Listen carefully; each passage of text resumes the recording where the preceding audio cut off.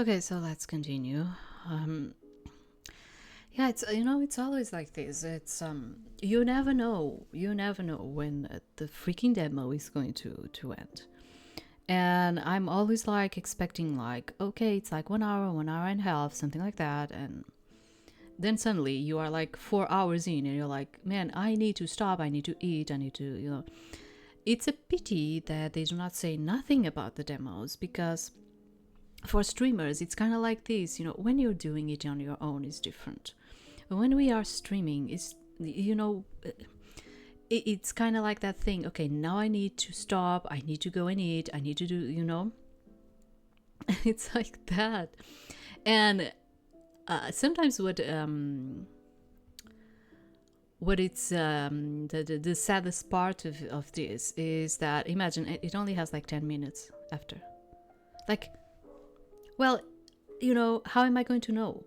Why don't you say like it goes until chapter 4 or it goes until no, nothing, and then we are like marinating in here like until where is this going? you know I'm liking it.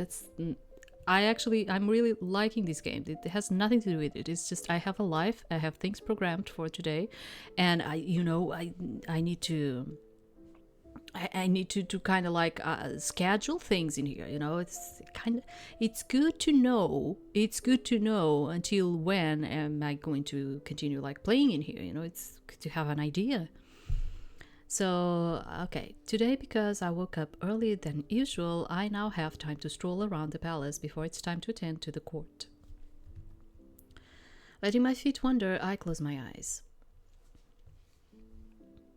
And in the darkness of my eyelids, I visualize a board covered in red threads connecting to various clues I've gathered over the past few days. To begin with, there is no explanation for why I'm here except that I look exactly like Empress Lepam. In modern times, there is no remaining painting of her, so even though she was a famous historical figure, I had no idea what she looked like.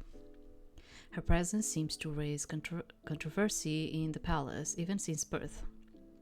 Most people seem to fear her, others just seem to dislike her.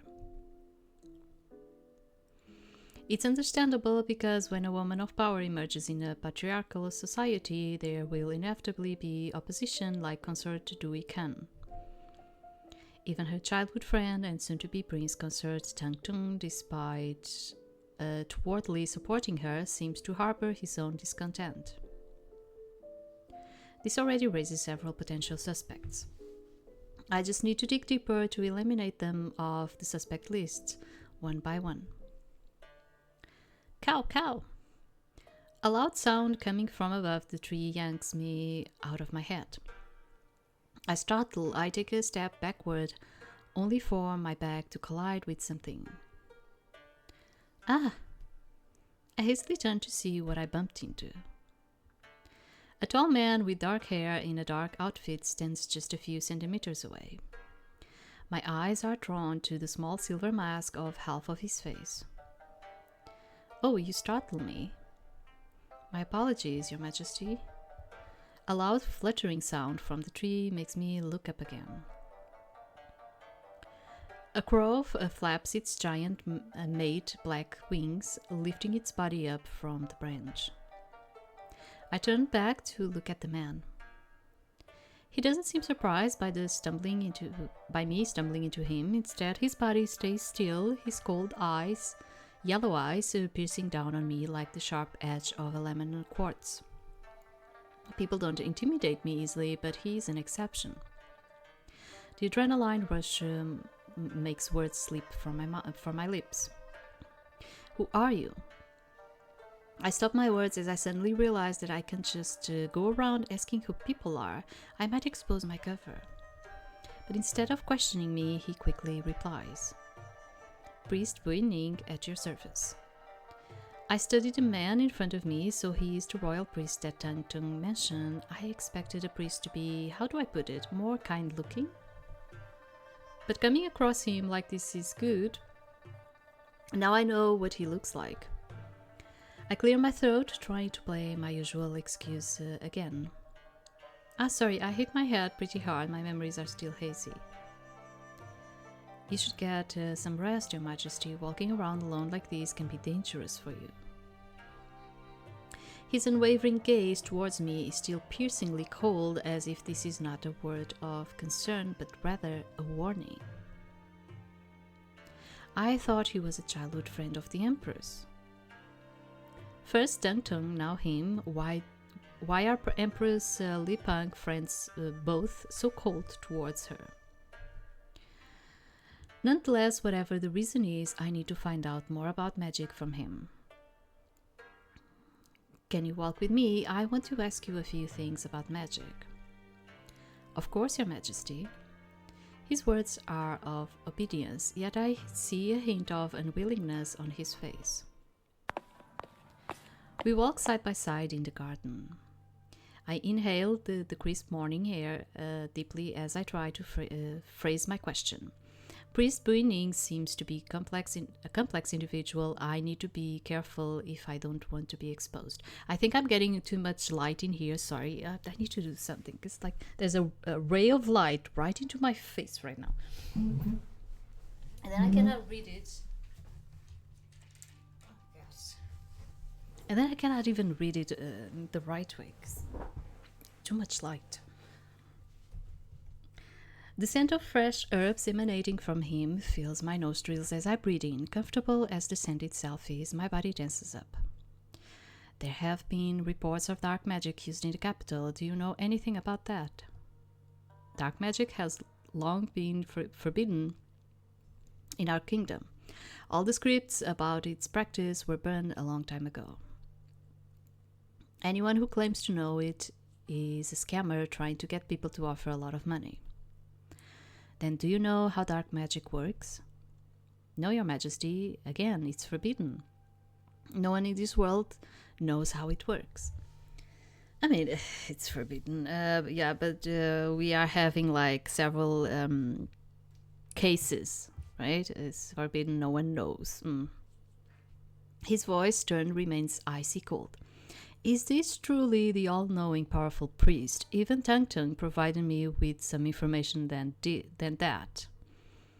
What about time travel magic? Never heard of it, Your Majesty. I arch an eyebrow, stealing a glance at his side profile. Does he truly not know, or is he withholding information? The mask on his face makes it even harder to read his expression. I can't help but wonder if it's a stylistic choice or if he's covering something on his face. Then, since you and I are childhood friends, have you ever heard about a curse that I was born with? No, Your Majesty. Again, the answer quickly slips from his mouth, without hesitation, maybe a little bit too quickly. It is strange that both Tung Tung and the priest, the Emperor's childhood friends, don't know anything about the curse. Either they are lying or someone must have covered it up really well.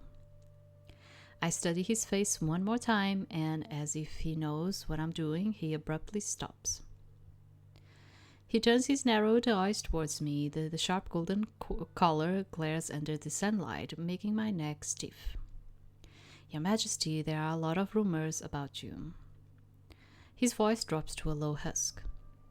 I advise you to ignore them and focus on what's important, court affairs. His tall shadow looms over me, making my chest feel tighter. After what feels like an eternity, he withdraws his stare from me. Now please excuse me, Your Majesty, I have a lot of work to do. Giving me a deep, formal bow, Priest Vu Huyen strides away. I sweep away the drop of sweat on my forehead while jotting down my mental notes.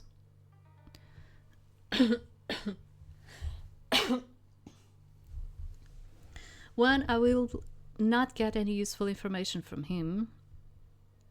Two, I need to be careful with him. Is there a three? No. It's time to attend court again. Sitting in the throne room, I can't stop thinking about my interaction with Priest Vu Huyen. There is something off about him. I might need to order a discreet investigation on his background. The coldness of the throne's gold armrest spreads to my arm as I lean on it. I sigh. There are just too many potential suspects. I will need to focus on them one by one. But for right now, I need to focus on court matters. I scan my eyes around the throne room. I haven't seen Tung Tung in court. I was informed that he requested sick leave. Is he really sick, or does this absence serve as an attempt to avoid me? Sorry, it's just...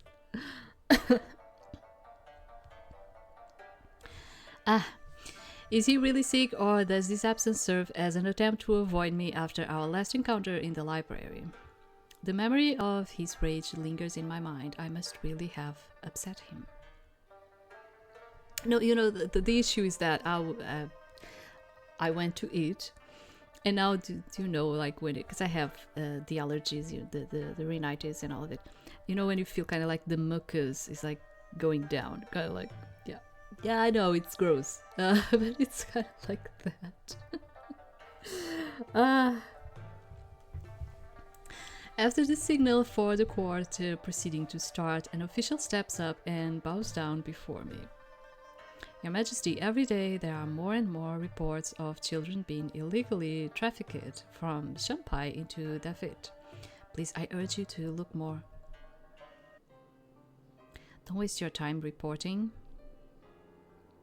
A man dressed in embroidery burgundy attire raises up amongst the other officials, interjecting the official who is speaking. Yeah, there's nothing I can do. Yeah, I use like that cleaning thing, for you to kind of like give a bath to your nostrils. I use like a vaporizing kind of thing. I use all of it, and it's like it's blocked in here. Even like massaging and all of it, like they say for you to do. It's like blocked, okay? I think I needed some kind of operation or something, because it's kind of like blocked. And yeah, even then it gets like this. Because I have the allergies, then I have the asthma, then I have the rhinitis or whatever, like it's all of it. A man dressed in embroidery burgundy attire rises up amongst the other officials, interjecting the official who is speaking. Yeah, I think I said that.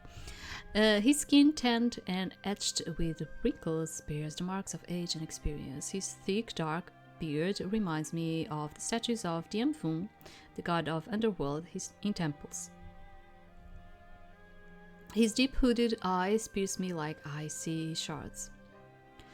The matter at hand has been brought to Your Majesty's attention on numerous occasions, yet it appears to have been disregarded up until now. Perhaps stopping innocent children from being harmed is low in priority for Your Majesty.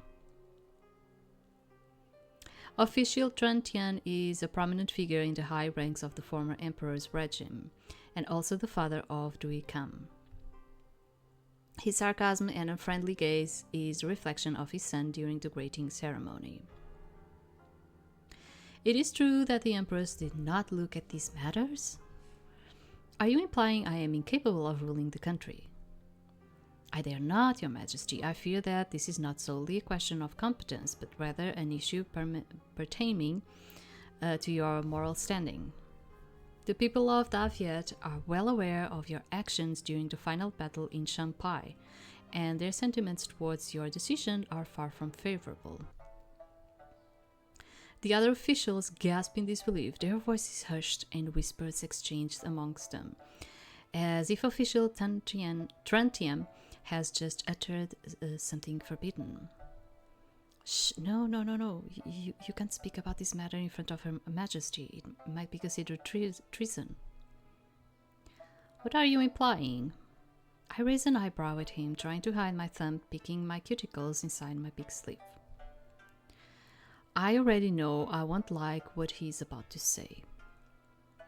Despite your attempts to hide it, it is widely shown among us that during the battle in the capital city of Shanghai, the members of Shanghai's royal family did not perish due to circumstances beyond control. They pleaded for their lives and expressed willingness to negotiate a treaty, yet you commanded their execution without any regard for mercy or the potential ramifications on future political relations. I squeezed my eyes shut, trying my best to suppress a gasp. Empress Lepam, the empress who is praised by historians to be a fair and compassionate ruler? The empress who became a symbol of feminism in modern times? How could such a significant event have been omitted from historical accounts? My throat goes dry as I scan the room. Official Tramp Tien and the others are staring at me, anticipating a response. It is clear that Official Tramp Tien is one of the most prominent opponents of the Empress within this court. Both he and his son exhibit disdain and disapproval towards her. This revelation provides a potential motive for them to undermine her position. What should I do?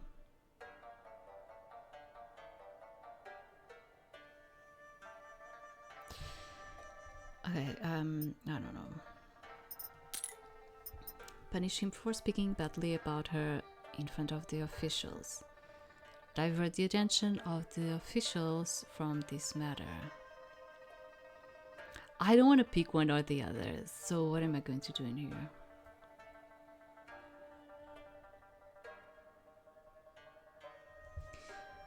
Maybe, I don't know.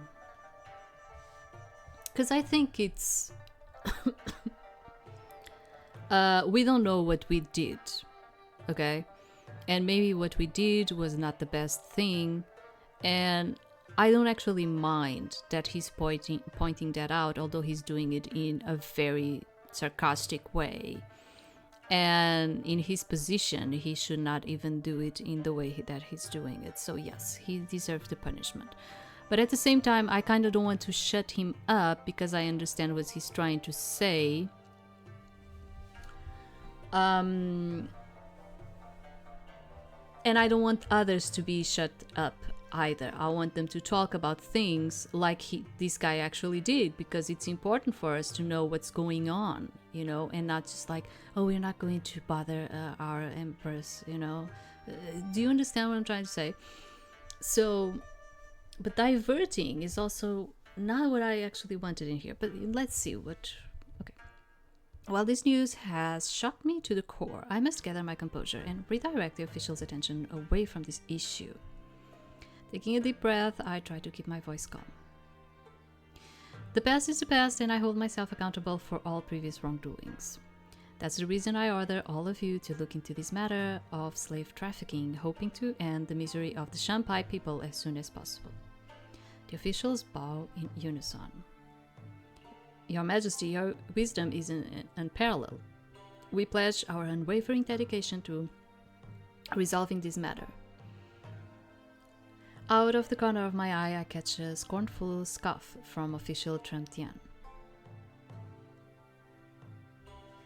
This man clearly possesses a dangerous and formidable power, as he shows no fear in openly challenging the Empress in front of all present. Although it was not very well seen, like, in these cases you would probably be better to, like, punish. Because this would actually seem like he's taking, like, the power from you, like he is making you appear like a fool in the court. Do you understand what I'm trying to say? But he brought something new for me that I had no idea about, and I'm actually happy that he did. Although he did it in a very sarcastic way, but I'm happy that he brought something that was important to the court. I slip my hands into the coffins of my sleeves, discreetly wiping away the sweat that had accumulated on my palms. I might be able to divert the officials' attention from the Emperor's cruel decision in the war for now, but I have a feeling this issue will be brought up again sooner rather than later.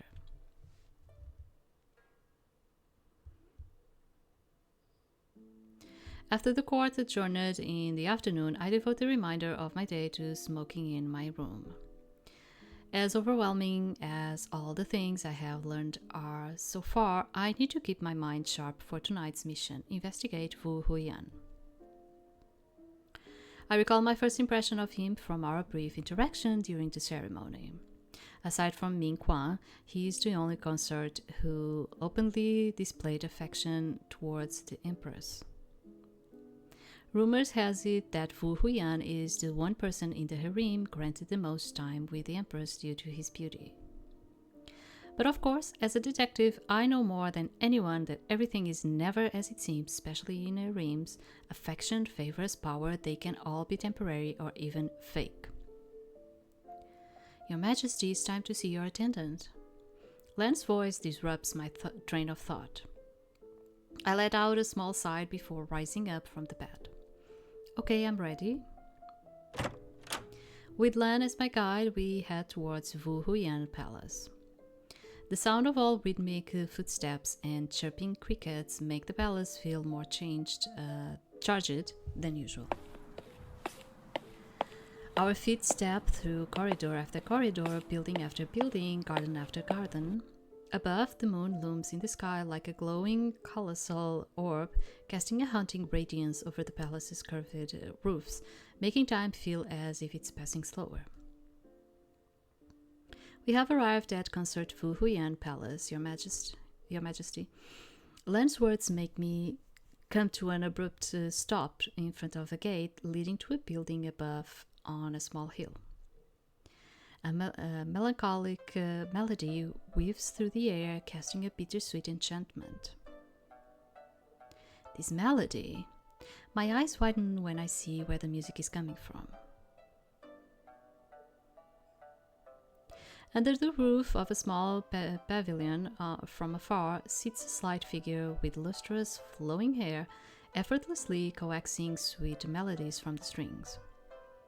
The gentle breeze tenderly tousles his hair, while the moonlight bathes his face in a soft glow mirrored by the shimmering water below. In the midst of his musical reverie, his eyes close, surrendering to the enchanting notes he creates. He doesn't seem to notice our presence.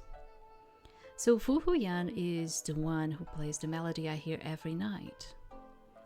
Your Majesty. Your Majesty? Lan's words bring me back to the present. I realize my eyes have become dry because I've forgotten to blink. Your Majesty, let's go inside. Ah, yes. We enter Vu Huyen Palace, and as I stroll down the hallway, I notice my heartbeat quickening. It's odd, why does my heart race faster every minute? Stay focused. I mentally shake myself, reminding myself that I am here on a mission. Lan pushes on the door to Vu Huyen's room. I bit my lips as the weathered wooden door emits a loud creak. Its screeching sound echoes through the stillness of the room. In the cold silence that follows, I strain my ears, but there is no sound to be heard, no music, no crickets. Your Majesty, I will take my leave. We will come to escort you in the morning. Enjoy your evening. With a smile, Lan gracefully bows and scampers off, leaving me in a dim-lit room with only a faint glow emanating from a tiny lantern. Before I even have time to look around, a gentle voice reaches my ears. Greetings, Your Majesty. A figure appears from the dark corner of the room, and before I can fully register his presence, Vu Huyen swiftly grabs my hand. His fingers softly slide underneath mine to bring them up to his face. Why am I reading things that aren't in there? Oh my god. My muscle twitch as Vu Huyen's lips gently meet the delicate skin on the back of my hand, like the grace of a rose petal. A sweet scent of apples and jasmine fills the air. I blink, and like Ming Quan's unsettling gesture, Vu Huyen's touch feels a little bit less uncomfortable to me. I wonder why. No, I need to focus. I need to take control. I pull my hand away from his, trying to still my voice. What are you doing? This is no proper way to greet your empress. Amusement dances through his eyelashes. Vu Huyen immediately drops down to his knees into a bow. I can't help but notice his lavish attire, his hair meticulously styled. He appears to be dressed even more extravagantly than the last time I saw him. The sight of men dressed up so lavishly is unusual to me, but it makes sense in a dynasty where women hold the power. The emperor's consorts have to maintain their appearances to be chosen. He lifts his head and with a suggestive smile gives me a playful wink. I love it when you command me like this. Caught off guard by his words, I almost cough. Are all men in this world this shameless? Swallowing away my uneasiness, I tried my best not to let my imagination run too wild with what he implies by that. Frantically darting my eyes around for an escape, I gesture at the table in the room. Why don't we start with some tea?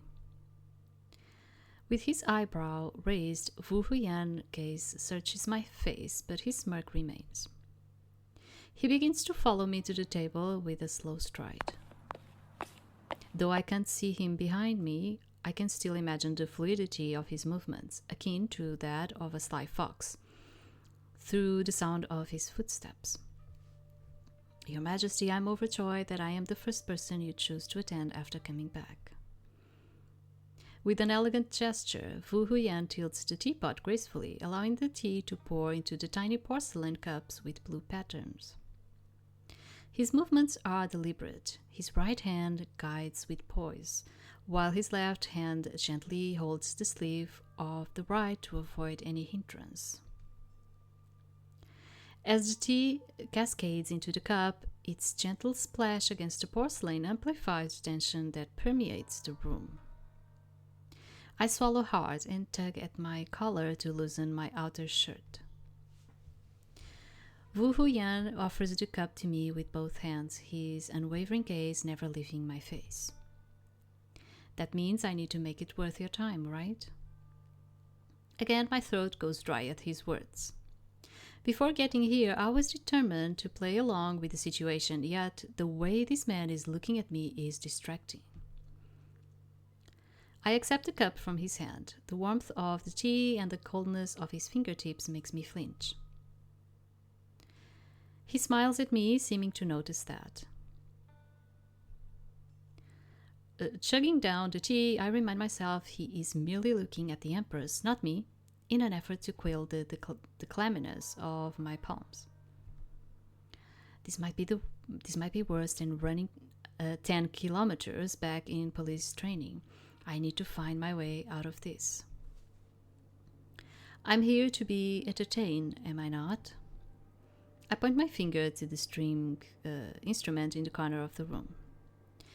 Perhaps if I can convince him to play a melody, it would divert his attention from being so close to me, allowing me to compose myself and observe him. Girl, you went there to make questions. Why are you like, now just go and play the instrument? Focus. Of course, Your Majesty, I made this tune just for you. I mean, yeah, he's pretty, but you went there with a certain thing on your mind, right? He rises up to walk over to the string instrument. As he picks up the string instrument, his fingers glide effortlessly over the strings. The melody he plays is hauntingly beautiful, but I hesitate to let myself fully enjoy it. I scan the room nonchalantly, trying to not be too obvious, to gather information about what type of person he might be. Okay. I take in the surroundings of the room, observing its modest yet artistically infused ambience. The fragrance of burning incense permeates the air, blending with the alluring scent of apples and jasmine that seems to emanate from him. It's a fragrance that is almost feminine in nature, yet undeniably captivating, suggesting that he may be someone who pays great attention to detail and takes meticulous care of himself. Spread upon his desk, a stack of papers captures my attention. A fusion of ink, drawn images of various subjects, and carefully inked tests, some still glistening with freshness of wet ink, not wink, of wet ink in a testament to his artistic prowess. Could he be the mysterious sender of the love letters to the Empress? I take a peek at some of the writings on the paintings, hoping to find a match, but alas, his handwriting does not align with the script found on the love letters. Someone is clearly distracted. My body slightly jolts as Vu Huyen's voice reaches my ears. I did not realize that the music had stopped a while ago. He saunters over and drops his body to the seat beside me. Even through the numerous layers of clothing separating us, I can feel his elbow lightly brushing against mine. In response, I recall my arm from his warmth. I am having a hard time because I'm going to tell you why. So, I have two rays of light coming in here. One I can conceal, and the other one I cannot, and it's coming from my left side, and I cannot do nothing about it because it's right on my face right now. And then I'm reading, and when you're reading, but there's something like bothering you. Yeah, that's it. In response, I recall my arm from his warmth. What is he trying to do now? Vu Huyen props his cheeks up with one arm on the desk and turns to me with a seductive grin, his eyes reflecting the light from the dim-lit lantern. Your Majesty, what do you say we play a little game to lighten up the mood? Beneath the table, I clench my fist tightly, trying to suppress the tension flowing through me. Could I put something in there? No, I cannot. I must not forget my purpose here. I'm on a mission to uncover the reason why his name tag was found where the Empress disappeared. Oh, finally, you woke up. How about if I win? You would need to answer a question. His eyes flicker with amusement at first, but then his smile drops as if he senses what I am about to ask is serious. And he needs to carefully choose his words to avoid upsetting me, or rather the Empress he knows. Despite there seem to be playful interactions, I sense there might be a hidden dynamic that makes him afraid to anger her. I don't dare try to beat you in any game, Your Majesty. If you have a question to ask me, this Consort will answer truthfully. I release my clenching fist. This is it. This is my chance to interrogate him. I pull out the name tag with his name on it from my sleeve. It seems like you lost something the day I disappeared. Care to explain? His demeanor suddenly shifts as I pose the question. The once confident, playful gestures and constant grin vanish from his face. His eyes widen in surprise, quickly turning sorrowful. He averts his gaze to the floor. Why would you care about what I did? I am just a low-ranking consort anyway. I squint my eyes to study his face. I'm not sure if this is his way of avoiding the question, but his facial expressions make this sadness seem genuine, as if he's lost in thought about something else. Did you have anything to do with me hitting my head and disappearing last week? You are well aware of the consequences of lying to me. To my surprise, he does not show any fear in response to my threat. Instead, he holds my gaze. His dark purple eyes almost sparkle. After you saved me from slavery, I have sworn to pledge my body and soul to you. The mere thought of causing you harm is inconceivable to me. He was a slave? Serving in your harem is the greatest honor I can ask for, and if ever you doubt my loyalty, I would willingly give my life to prove it. A realization hits me like a lightning bolt. In this feudal era where inequality is prevalent, many lives suffer from tragic fates such as slavery and hunger. While being in a harem and sharing a spouse with hundreds of others may sound like a terrible idea to a person from modern times like me, for someone like Vu Huyen, who has no family or connections in the capital, it is not so bad. He relies on the Emperor's favor for his survival, which explains his submission towards her. But that doesn't mean that you would exclude this guy from the assassination. And why am I saying this? It's like he has a past as a slave too. And his low status could be like a breach for like people of influence. Do you understand what I'm trying to say in here? To do something in here. So it's not because of his status of like of and of him being a slave that we should just take his name out of the situation. Okay. This realization makes me reconsider his motivation to harm the Empress, as without her, he would be demoted and likely forced to live in the cold palace for the rest of his life. We don't know. Maybe he got a promise from someone. Maybe he doesn't even like to be with us and he got a promise from other person. Do you understand what I'm trying to say? You don't know. Or worse, sold as a slave again. Vu Huyen turns his gaze away, tugging his hair by his ears with his finger.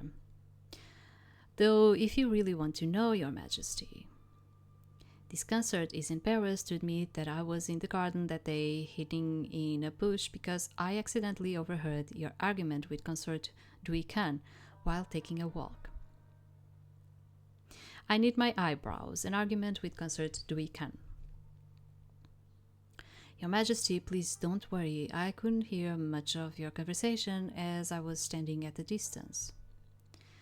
I didn't want to give the impression that I was eavesdropping on another's Consort's private matters. Still looking down to the floor, his voice solemn. Despite being a low-ranked Consort and a former slave, I still hold my dignity when it comes to relationships with others in this harem. I don't want you to think lowly of me. Before I can fully process his words, he turns towards me again. His mischievous smile returns. Your Majesty, if you don't suspect me anymore, why don't we do something to lighten the mood? On a whim, Vu Huyen retrieves a robe from a concealed cabinet beneath the tea table. Why didn't I notice this before? Without giving me a chance to speak, he swiftly unbuttons his shirt and slides it down his shoulders, revealing his ivory complexion with skin smoother than porcelain. Your Majesty, you must be very stressed from the court lately. I know exactly what you like to release the stress. I know exactly what you like to really... Okay, what you like, stop, to release the stress. Okay, because I was like, what? It's not making sense. Under my frozen and widening gaze, he expertly ties his wrists together with his mouth to form a bow. To form a bow. Bow and bow. Why do you write them in the same way? Complex. Under my frozen and widening gaze, he expertly ties his wrists together with his mouth to form a bow before kneeling down in front of me with a suggestive smile. English, man. English. Honestly. Wait. What are you? My mouth falls open at the suddenness of his actions, unable to respond. Is this something that the Empress and he did regularly? My face uncontrollably flushes with heat. The soft gleam from the moon makes his exposed fair skin glisten, his eyes darken with impatience. My shoulder is stiffening underneath the softness of my silk garments at this sight. I clench my hand, reminding myself that this is a mission and I can't afford to be distracted by anything or anyone. and as I try to focus, my eyes are drawn to the wounds on his shoulder. Upon closer inspection, I notice that his back is covered in scars, some old and some still red, as if they were recently inflicted by a whip. A contrast to his flawless ivory chest. Based on how new these wounds are, they could not have been caused by anyone else but the Empress. See, like, he's not a slave anymore, but he's in here like taking like whips from the Empress. Do you understand what I'm trying to say? And maybe, sure, maybe he's a masochist and he likes that, but maybe he just pretends that he does and he doesn't, and someone might actually had come with a proposal for him. You know, you don't know if that's not the situation in here. So I cannot scratch his name from, you know, the people that might actually do us harm. I understand now. So this is a dynamic between the Empress and Vu Huyen that my intuition pointed to. He's codependent on her favor, and in return, she used him as a plaything in her harem. I wince. My Empress, who are you exactly? Even though I need to pretend to be her, I do not want to play a part in her nightlife activities or whatever this is. No, I'm tired tonight. His eyes widen with surprise. But Your Majesty. My gaze falls on the wounds on his back one more time.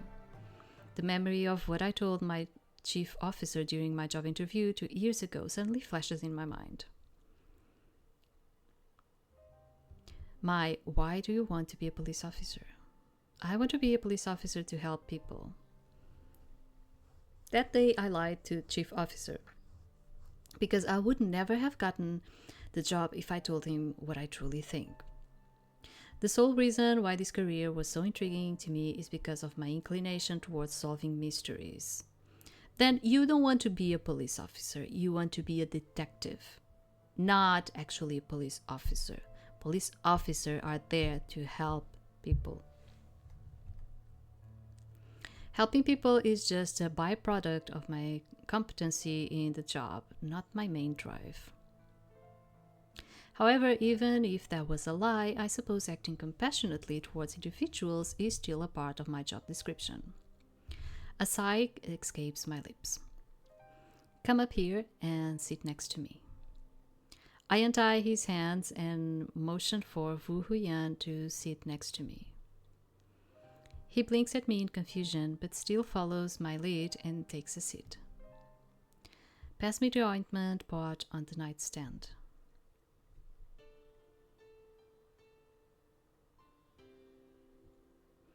I start to apply the ointment on his wounds with my fingers, trying my best to be gentle. A complete silence envelops the room, save for the soft rustling of the trees outside. The playful and talkative man from just a moment ago has now fallen into the contemplative silence. I can see his full face from behind, but I can feel he is deep in thought. The pale moonlight streams in through the window, casting a soft glow where we sit. Shadows of the branches near the window highlight the contours of his back and the faint outlines of his muscles. His breathing has slowed, and his back slightly trembles under the touch of my fingers. This must hurt. I wrinkle my nose as a tiny stream of emotion steams up inside my chest. Am I feeling bad for this man? But I quickly shake my head. What's the point of having feelings for others? Out of everyone, I am the biggest victim here, now stuck in this dangerous mission. Noticing the moon's position in the sky, I realize that the hour is growing late. I close the pot of ointment and stand up. I'm done, dress up and rest. I'm leaving. I should not stay here much longer. I've got the information that I needed. I should return to my palace. Vu Huyen gently grabs the sleeves around my wrist, his voice soft and low in his throat. No, please stay. What? Even if we don't do anything today, please allow me to attend to your sleep. The eunuchs will keep an eye on me and downgrade my rank if your majesty doesn't appear to enjoy her stay. True. If she left right now, because you would always have someone watching. If she would left right now, his rank would downgrade. Yes, it was like that. Vu Huyen tugs a strand of hair behind his ear. The soft moonlight illuminates his pupils, making them sparkle with a pleading gleam. I freeze. I suppose staying here is the only way to not raise too much suspicion. Averting my gaze to the floor, I give him a small nod. Okay, but I will sleep only, no more talking. Vu Huyen puts his clothes back on and leads me to his bedroom. As I stand in a corner of the room observing Vu Huyen preparing the bed, the nape of my neck becomes tender from me clutching it continuously. Sweat drips down from my forehead. How did I end up in a situation where I have husbands? It feels strange to be sleeping next to a stranger, let alone a cheeky one. Who knows what this man will try to do at night? Vu Huyen smooths the surface of his bed with his hands one last time before turning to me. His eyes race over me with concern. Your Majesty, perhaps I can help you undress at least. It looks like you are sweating. A lump forms in my throat when I hear his offer. Absolutely not. I wave my hands in the air, uneasiness burning in my bones. No, it's all right. I'm cold, actually. Vu Huyen climbs onto bed and lays down the inner corner. I swallow hard, trying to stay calm, then reluctantly sit down on the edge of the bed. I need to stay as far from him as possible. I clear my throat. You turn away towards the wall. We are not facing each other. I quickly seize a pillow and I quickly seize a pillow and forcefully slam it onto the middle of the bed. The sound of the pillow thudding against the soft mattress startles Vu Huyen, causing his eyes to widen in surprise. And don't cross this pillow. I am tired and just want a good sleep. Pray to the Jade Emperor that this man will obey my command and not think of trying anything weird at night. Yes, Your Majesty, he says in a soft, obeying tone before turning away to face the wall. I sit down on the bed, still sweating. After a while, I begin to lower myself down to the mattress. My strategy is to position myself facing towards his back so I can react fast enough in case he does something strange at night.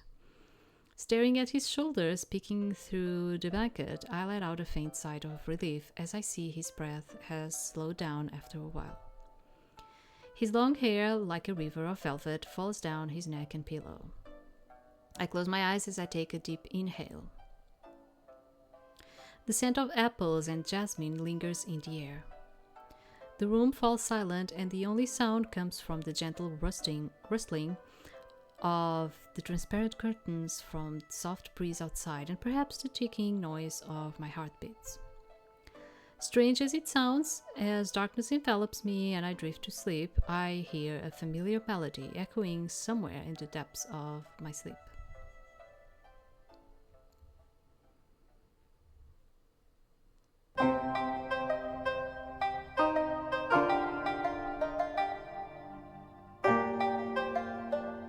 So we have chapter 4 too, okay.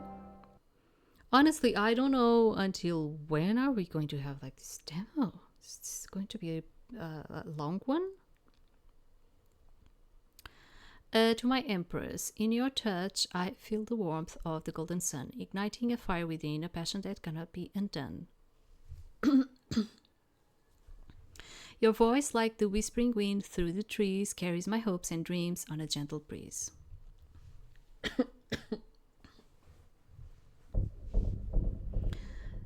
So 210 days until the murder.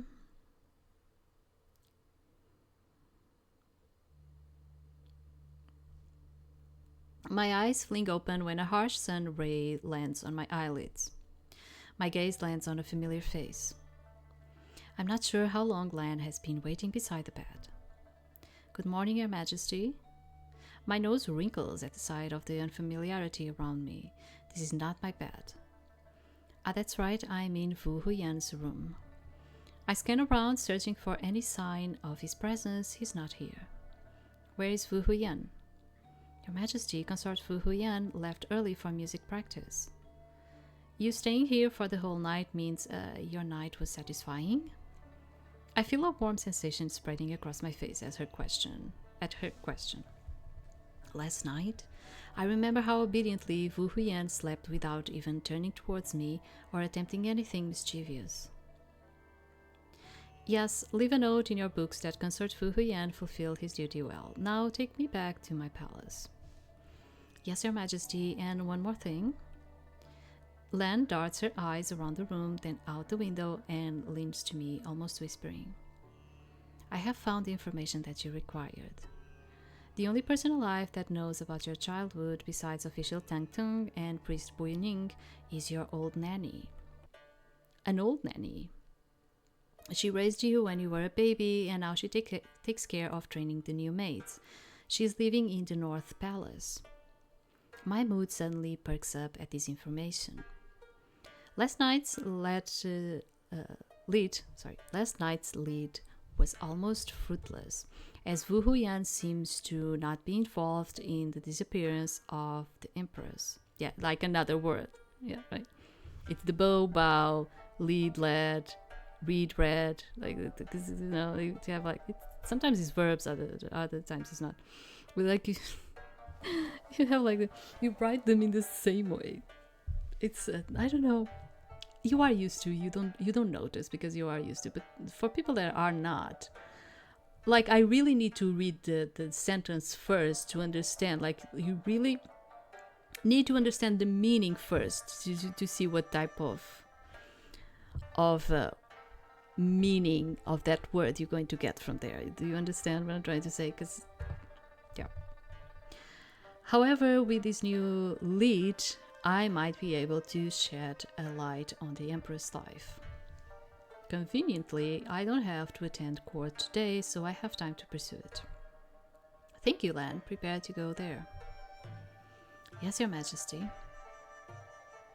Upon our arrival at the North Palace, I see a group of maids and eunuchs cleaning the hallway. The Empress has arrived. The group of people all drop to their knees for a kowtow. Long live the Empress. I'm looking for Lady Hin. Where is she? She is most likely to be reading in her room this hour, Your Majesty. We stride across the hallway to her room. Standing outside Lady Hin's room, Lan announces my arrival, yet we hear no response. Noticing the door is left open, I gently push it. Lady Hin? Oh, there you are. Sorry to... I feel a sudden shock, like a sharp punch to my stomach when my eyes register what's in front of me. Yeah, record. You have like a ton of words. Like a ton of words. Things like that. So, yeah, it's kind of, and I'm reading things very raw, so sometimes I feel like, okay, I need to, like, it's like your eyes need to go a little bit more faster than what you are saying so you can grasp what's going on in there, because otherwise I'm going to say it in another way. On a raised wooden platform beside the bookshelf, an old woman is laying with her limbs spread out. Her eyes, white like paper, rolled up inside her eyelids, her mouth gaping open. It's Lady Hin. We rush over, but it's too late. She's dead. Good. So someone didn't want us to be prying about. Yeah, with my language it's different. We have many words that they sound alike, but they are not alike. Why? Because we use the feminine and masculine in our language quite a lot. So it's like if it ends with an A or if it ends with an O, it's going to be different. but you will not say it. How should I put it? It's not like you that you have like bow, bow. It's more like it has a different ending in the words, so you know it's going to be something different. But with you, no, it's like you write it in the exact way, but they have different meanings. You understand? Yeah. We rush over, but it's too late. She's dead. A small open wound on her chest, right where her heart is. Even at first glance, this is clearly a homicide.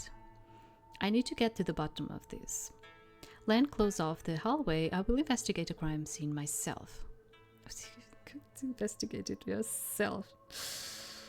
I think she's like she's forgetting that she's not a police officer in here. Okay. Okay. And also call the guards to interrogate everyone that has seen her today or has been around this area. Yes, Your Majesty. I begin to conduct a search around the room. My eyes scan the floor for any irregularities. The crime must have happened right here based on 3 details. The absence of her being dragged, the absence of transfer blood stains, and the way her body is positioned. The nanny's linen outfit remains almost pristine, showing no signs of struggle, as do her nails and hair. The lone wound on her chest, approximately the size of a knife's blade, appears clean without any spatter stains. Without doing an autopsy, I can confirm 100%, but most likely she died from the stab, as it is precisely pinned on her heart. If she indeed died from being stabbed, there are 2 hypotheses. One, the killer could have hidden here, waiting for her to step into the room, and then initiated a surprise attack so swift that she couldn't resist. Also, they would have to be skilled and precise to stab her heart with a single strike. 2, the killer would have stabbed her during a conversation. Lady Huyen might have even known them, which caused her to drop her guard, making her heart an easier target. If I favor the second hypothesis, it matches up with the bloodstain and the way she's laying. From a sitting position to talk to someone and then gradually collapsing onto the wooden platform. I spent a couple of hours interrogating the maids and eunuchs near the crime scene, but I can't seem to get any useful information from them. No one has seen anything or anyone suspicious. But why Lady Huyen? Based on the maid's words, she was a kind old lady who everyone loved. She doesn't have any enemies in the palace, and every maid and eunuch love her as a mother. Could someone kill her to conceal something, possibly even aware of my intentions to acquire information from her? The only person who knows about my visit today is Lan. But I absolutely trust that she's not involved in this. Yeah, sure. But then who would it be? Unless someone is watching me closely. I rub my fingers on my eyebrows.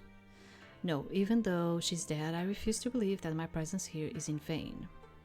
There must be a clue or source of information about the Empress I can uncover amidst this unsettling scene.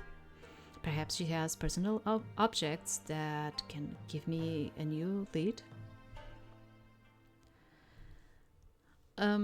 Search her cabinet, search under her bed.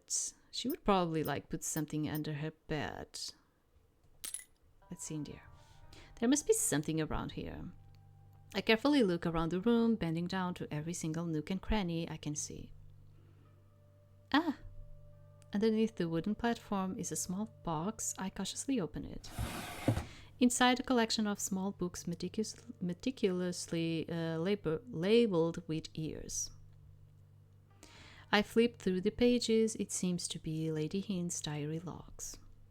My heart quickens with anticipation as I search the years the nanny took care of the Empress. All the logs seem to be about Lady Huyen's regular routine and how she interacts with other maids. However, there is only one entry of the year the Empress was born that catches my eye. February 29th. Today the princess was born. As the appointed caretaker, I was entrusted with feeding her as her mother, the empress, tragically passed away during childbirth. The princess is a beautiful baby with fair skin and cheeks like peach. I find it difficult to comprehend why such an adorable child has been condemned by the court officials. I refuse to believe the prophecy that foretells that she is incapable of love. After all, she is but an innocent child. The empress is incapable of love? Love? The smeared ink on Lady In's writing starts to blur. I feel a mild headache, and for some reason my gaze shifts back to the platform where Lady In's body is. One single small blood stain remains on the wooden surface. It reminds me of a certain shade of red.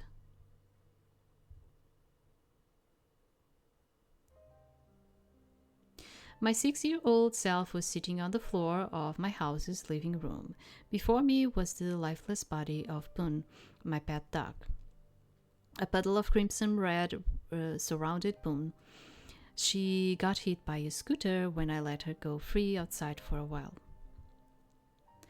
At that tender age, my young mind was still grappling with the concept of death.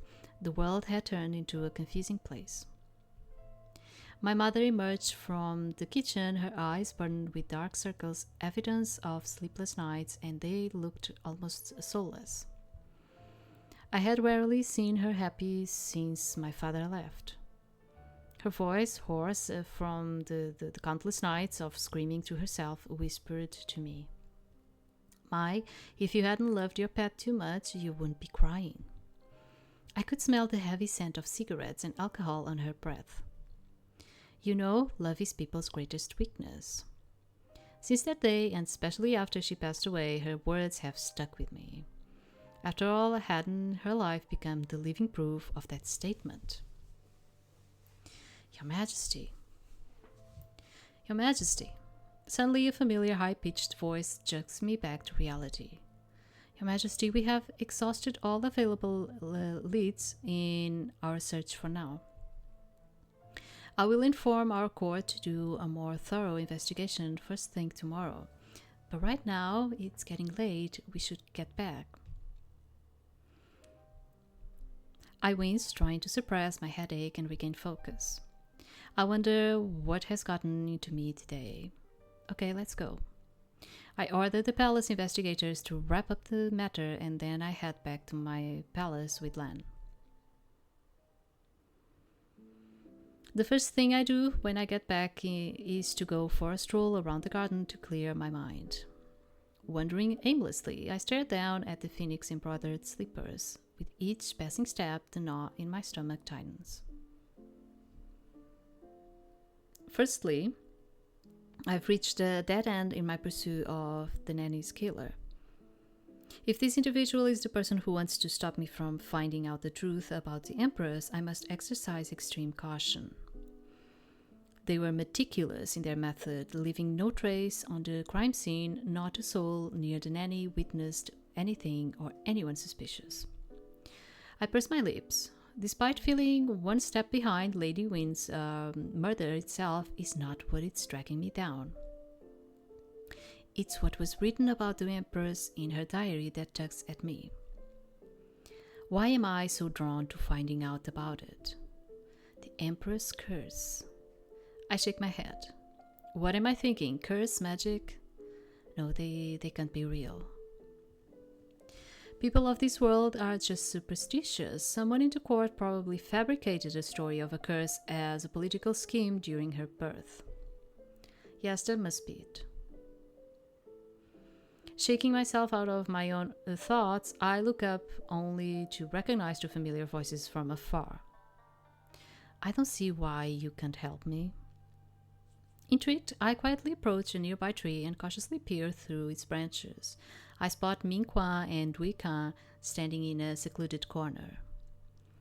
I don't see why I should. Mingquan crosses his arm, gazing away from Duikan. Don't you always show off how wealthy and generous your family is?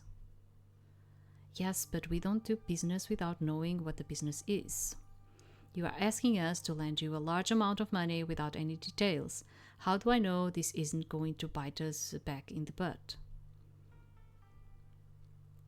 I strained my eyes. What are they talking about? Besides, I'm a changed man. I can't keep doing this shady land and borrow business with people anymore. I advise you to focus more on your harem duties. A changed man, harem duties. Huh, seems like being in this filthy place really makes you lose your dignity as a man.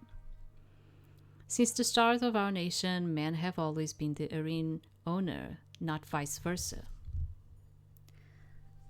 What do you know about dignity? At least I'm not forced into the harem by my dad like you were. This is my choice. Ming Quan shoots Dui Kan a challenging look while still maintaining his smirk. This seems to strike a nerve in Dui Kan. Dui Kan, hands curl into fists, his knuckles turning white as he lunges towards Min Quan and grabs his shirt. Shut up, you know nothing about dignity, and here I thought we were friends. Forget it, ignore our 10 years of friendship at the Imperial Academy. You are dead to me. Imperial Academy is a place where gifted students study literature and Confucius teaching. I didn't know they went to school together. As Dui Kan lets go of Min Quan's arm, Min Quan stumbles backward until he loses his balance and falls, landing on his back.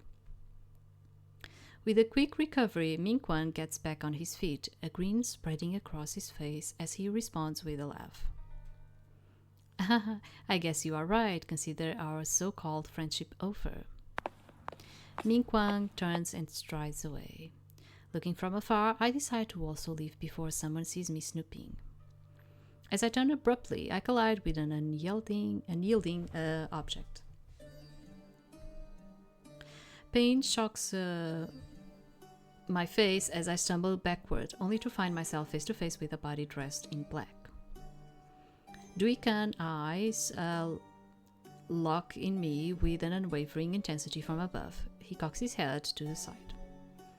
How? Do you enjoy eavesdropping? Startled by him, my eyelids blink feverishly. I clear my throat. Do you forget I am the Empress? Why aren't you properly greeting me? Why is the Empress focusing on court matters instead of snooping on her consorts? In a tone laced with sarcasm, he raises an eyebrow and locks his piercing gaze onto me. What is his problem? Let's do another save because I don't even know how long it has been. Try to change the topic to divert his attention and leave. Question him about his arguments with the Empress before she disappears. Let's do it. Let's do it. Because that's what we want to know. It's probably, it might give us like a bad ending or something, but we don't know. I just passed by overhearing your little argument. I needed to make sure my beloved consort was not plotting against me. Just like how you plotted to hurt me 10 days ago. Dui Kan widens his eyes in surprise. My words seem to pique his curiosity. To pique. You say pique or pike? Like pike is more when you have like a K, right? And a pike. Yeah. So it's like pique. Probably is pique. Dui Kan widens his eyes in surprise. My words seem to pique his curiosity. It's probably pique. Are you accusing me of harming you that day? We had a fight right before I disappeared. Did we not? Sounds like a motive to me. His expression unchanged, stern more than ever.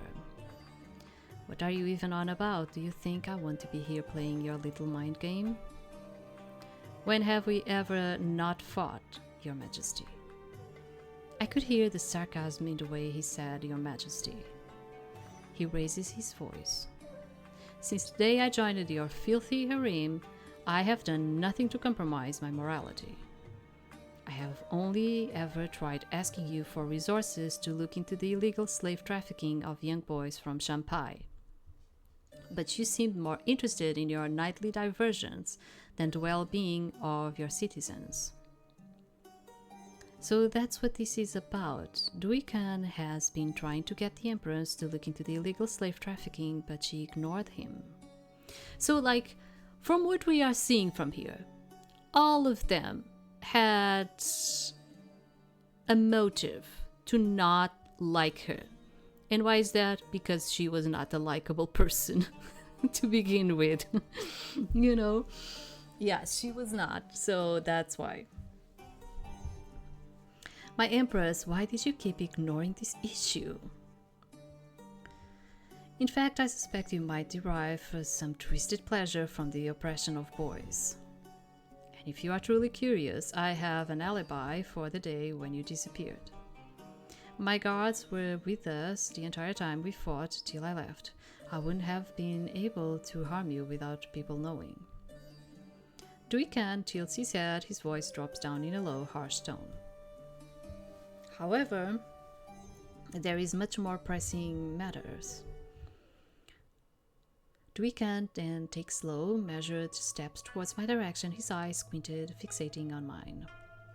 The sound of crunchy leaves under his steps makes me feel a lump form in my throat. You've been acting strange since you returned and asking people odd questions. You don't sound like yourself. My jaw clenches tightly as I slowly back away from him. I know exactly where this is going. Out of the corner of my eye, I see that I am nearing the wall, leaving me with merely a meter of distance. There is no running from this. Slipped and hit your head and forgot everything. That doesn't sound like the Empress I know. Vu Huyen advances with each word. Could it be that the Empress is being impersonated? His voice grows harsher and the tension grows thicker with each of his steps. What would the court say? Do you know the punishment for pretending to be the Empress? I stand frozen, unable to utter a word as I know my disguise is about to unravel. My mind races, desperately searching for a plausible excuse, but none comes to mind. I'm trapped, with no escape from the impending consequences. My face is drained of color. Don't disrespect the Empress. A gust of wind rushes past as a figure swiftly steps in between us, forming a barrier that prevents Vu Huyen from getting any closer to me. A familiar fragrance, a blend of apples and jasmine, fills my nostrils.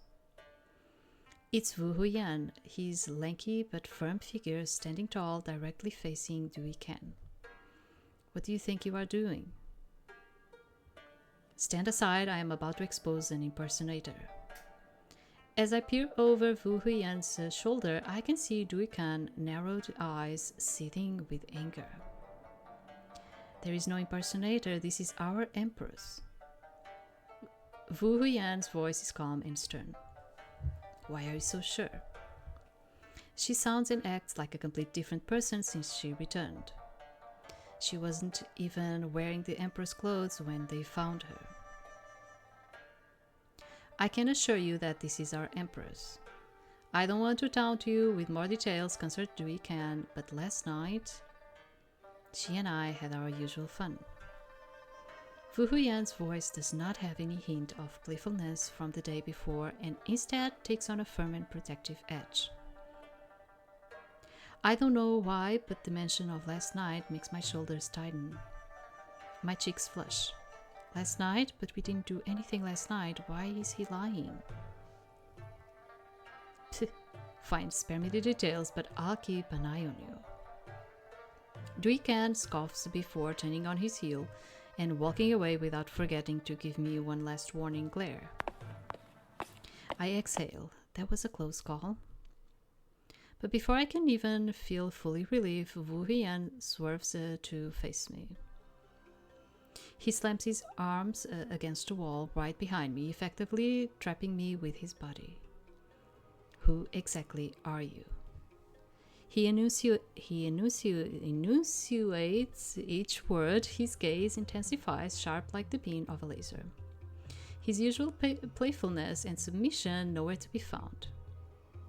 Anxiety twists in the pit of my stomach. He knows. What do you mean?